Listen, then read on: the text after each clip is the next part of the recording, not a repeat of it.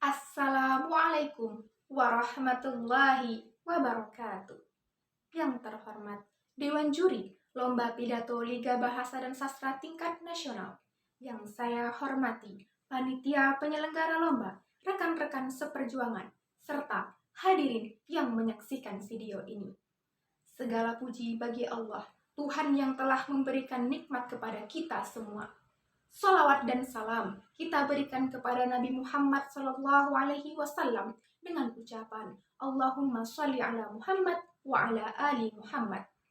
Saya Sukmawati Irasa Putri dari Provinsi Riau pada kesempatan kali ini akan menyampaikan sebuah pidato yang berjudul Generasi Bestari Bahasa Daerah Lestari.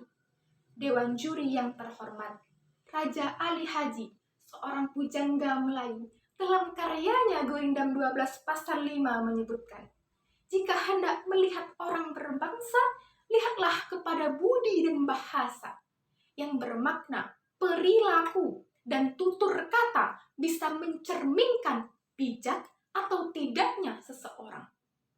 Salah satu fungsi bahasa adalah sebagai identitas dari suatu kelompok, sama halnya dengan bahasa daerah.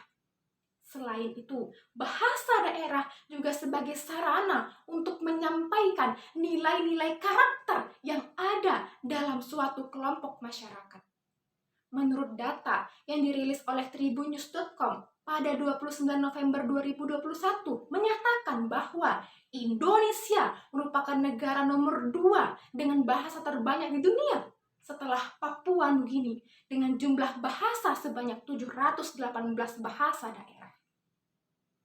Namun, sayangnya di antara beberapa bahasa daerah tersebut sudah ada yang hampir terancam punah, yakni antara lain bahasa Rate di Kabupaten Alor, Nusa Tenggara Timur, di Provinsi Riau, bahasa Melayu Akit, yang disebabkan karena semakin sedikitnya penutur bahasa dan semakin menyempitnya wilayah pemakaian.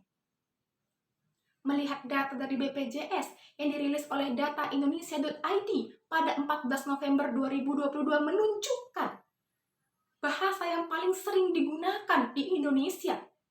Terdapat sebanyak 83,27% penduduk yang berusia 60 tahun ke atas menggunakan bahasa daerah untuk percakapan di rumah. Sedangkan 76,78% untuk pergaulan sehari-hari. Sementara penduduk yang berusia 5 sampai 17 tahun menggunakan bahasa daerah di rumah sebanyak 68,04% dan dalam pergaulan sehari-hari sebanyak 46,69%. Hal ini menunjukkan semakin rendahnya penggunaan bahasa daerah oleh masyarakat yang berusia muda di Indonesia. Saat ini, pemuda-pemuda mulai mengenyampingkan bahasa daerah, sehingga tak heran jika eksistensi bahasa daerah saat ini mulai menurun.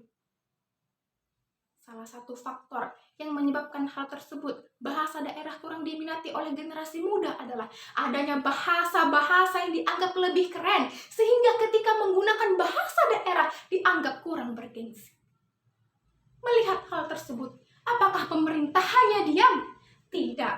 Pemerintah telah berupaya untuk dapat menjalankan amanat peraturan pemerintah Republik Indonesia nomor 57 tahun 2014 tentang pengembangan, pemeliharaan, dan perlindungan bahasa dan sastra serta peningkatan fungsi bahasa Indonesia.